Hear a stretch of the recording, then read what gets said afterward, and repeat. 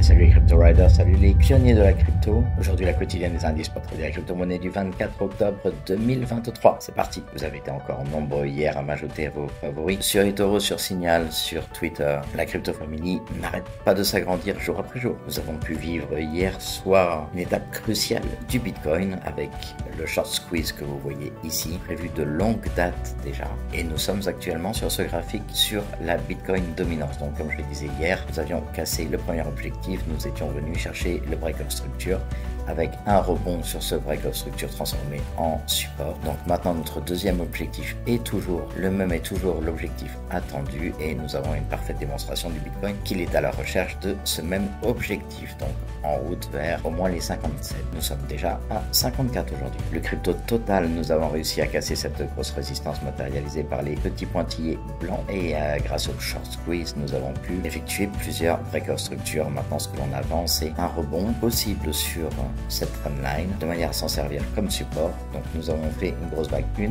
L'idée maintenant c'est de faire une correction sur la 2 et ensuite de repartir très fortement sur la 3. Hier je vous publiais ce graphe avec les 1260 jours, à savoir que à 1260 jours on était censé avoir une forte hausse. Et bien écoutez, c'est exactement ce que l'on a eu dans la soirée. Lorsque l'on zoome, nous avons ici donc la barre jaune qui matérialisait les 1260 jours, et ensuite le fort short squeeze qui est venu même dépasser la résistance de notre pattern. Comme vous le voyez, nos bougies de prévision sont toujours suivies par le marché. L'idée maintenant c'est en effet de venir faire une petite correction pour pouvoir repartir plus fort. Ce qui est intéressant de voir, c'est qu'aujourd'hui nous maintenons les 34 000 $, donc sous-entendu le marché est en train de l'accepter. Nous avons fait la clôture de la journée hier au-dessus des 33 000, et le point le plus important sera de faire la clôture weekly, donc dimanche soir, au-dessus des 33 000. Lorsque l'on zoome, on peut bien voir donc le rebond sur la première résistance. On est venu chercher la zone de demande créée par notre indicateur maison, et ensuite nous sommes montés directement sur la résistance de notre pattern. Sur ce graphique en une journée, donc que je vous publie depuis plusieurs jours, nous avons toujours notre épaule tête-épaule inversée ainsi que la tasse séance. Jusqu'hier, nous avions que l'épaule tête-épaule qui avait réussi à casser sa ligne de coup et donc qui était validée. Aujourd'hui, même la tasse séance, nous avons totalement cassé la ligne de coup. Vous avez ici le break of structure de la résistance. L'idée maintenant c'est de venir chercher les 42 500, exactement comme l'idée à ce niveau là c'était de venir chercher les 32 000. Concernant l'accumulation de week-off que je vous montre depuis quelques temps, là nous sommes sur l'accumulation de week-off en un jour. Donc, nous avions bien le PSSCST avec la R, exactement comme le schéma que je vous propose ici. On venait chercher un STB, un Spring, ensuite on retestait pour venir chercher le LPS, et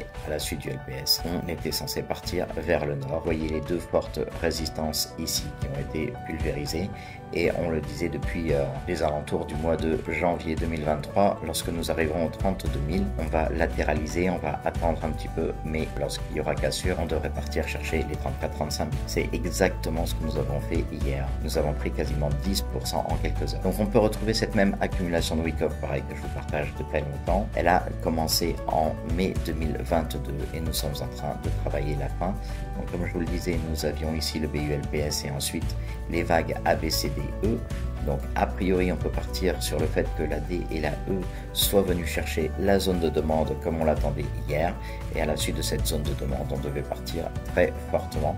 Et bien écoutez, c'est exactement ce que l'on a eu. Parfait rebond sur la résistance, puis la zone de demande pour se servir de tremplin, et ensuite on est venu short squeezer directement. La fin de cette imbalance. Alors évidemment là nous sommes en train maintenant donc de procéder à la récupération de cette imbalance là. Donc l'idée grâce à cette accumulation de week-off, c'est également de venir chercher les 42 260. ETH, hier je vous publiais qu'à la suite de cet Adam et Ève, nous avions également donc 3 trendlines qui étaient cassées, et à chaque fois on venait les travailler. Et bien grâce au mouvement du Bitcoin, l'ETH est parti très fort, et il est aujourd'hui à 1816 $ pour un ETH. Je vous publiais également le XLM qui était proche de sa cassure avec une très jolie configuration. En effet, on a cassé très fortement aujourd'hui.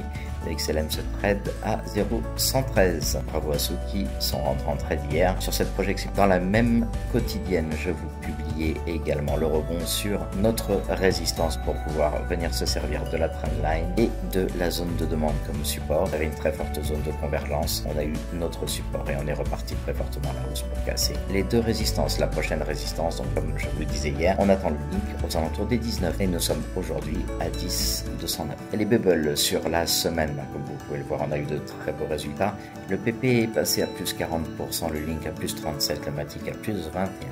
On a un sol qui est à plus 31 pour Solana, Mana à 17,15, etc. On a de très très beaux résultats. Les alts bougent, elles accompagnent le Bitcoin, mais on est très très loin d'une alt saison. L'explosion se fera bien après le Bitcoin soit monté. Il faut compter 2 semaines environ à partir du moment où il commence à latéraliser. Donc hier matin, je vous présentais ce tableau des ROI sur October et je vous disais que nous étions en vert pâle, que logiquement on allait aller vers un vert plus foncé. C'est exactement ce que nous avons ce matin. Et nous sommes aujourd'hui à 26,06% d'augmentation sur le mois d'octobre pour le Bitcoin. Donc, concernant le RSI Heatmap, nous avions vu l'évolution de toutes les cryptos qui passaient du territoire oversold à neutral voire strong hier. Et bien aujourd'hui nous avons toutes nos cryptos qui sont en territoire strong et overbought avec un RSI moyen aux alentours des 72,28.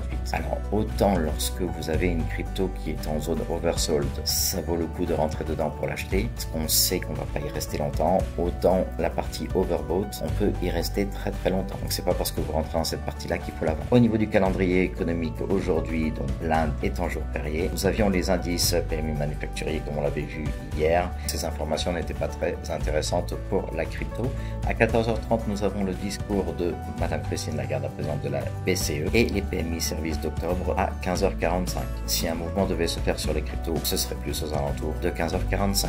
Demain mercredi 25 octobre, des informations intéressantes à partir de 14h sur le permis de construire aux États-Unis, ainsi que les ventes des logements neufs. On retrouve à 16h30 les stocks de pétrole brut, le discours de Madame Lagarde à 19h et surtout à 22h35 le discours de Monsieur Powell, le président de la Fed. Là, on pourrait avoir sur la crypto et à 16h30 et à 22h30 des mouvements intéressants. En fin du mouvement, vous allez me dire, hier 94 812 traders se sont fait liquider pour un montant de 400 millions. Les market makers sont devenus riches hier soir.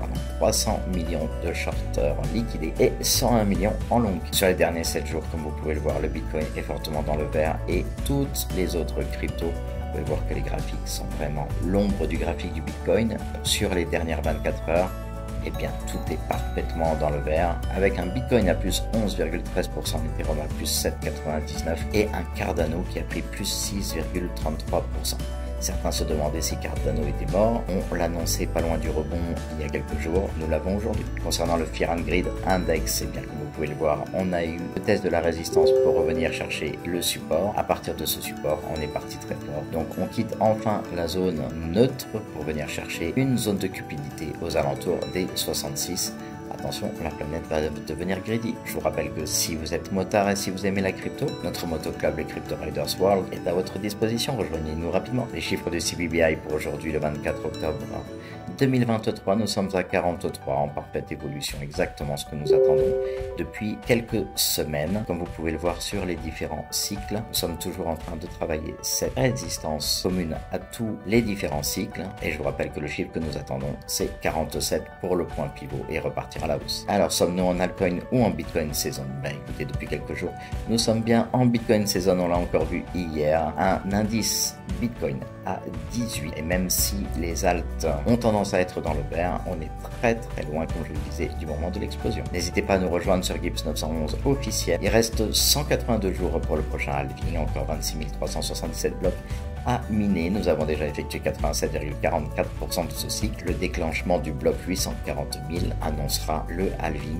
2024. Concernant la carte des liquidations en 12 heures, comme vous pouvez le voir, nous avons un tout petit peu de liquidité à récupérer aux alentours des 33 691 $, mais surtout à la suite de cette très forte hausse, nous sommes en train de latéraliser, ce qui est parfait pour nous donner l'information que le marché accepte ce nouveau prix de 34 000 pour le Bitcoin. Et la hausse est encore plus intéressante sur cette carte des 3 mois où nous voyons bien l'ancienne latéralisation aux alentours des 26, 27, 28 000. Ensuite, on a eu un premier step qui nous a permis de venir chercher les 29 000. On a travaillé plusieurs fois à la résistance des 30 500 331 000 pour enfin finaliser la cassure. Nous sommes venus chercher les quasi 35 000 hier soir et le prix est en pleine acceptation aux alentours des 34 000. Bravo à vous tous, la Crypto Family, qui avait un joli bag de crypto. Pour ceux qui ne sont pas encore abonnés, n'hésitez pas à activer la petite cloche pour recevoir toutes nos vidéos, toutes les diverses informations concernant la crypto-monnaie, et je vous souhaite d'excellents trades à tous. N'oubliez pas que votre portefeuille soit crypto.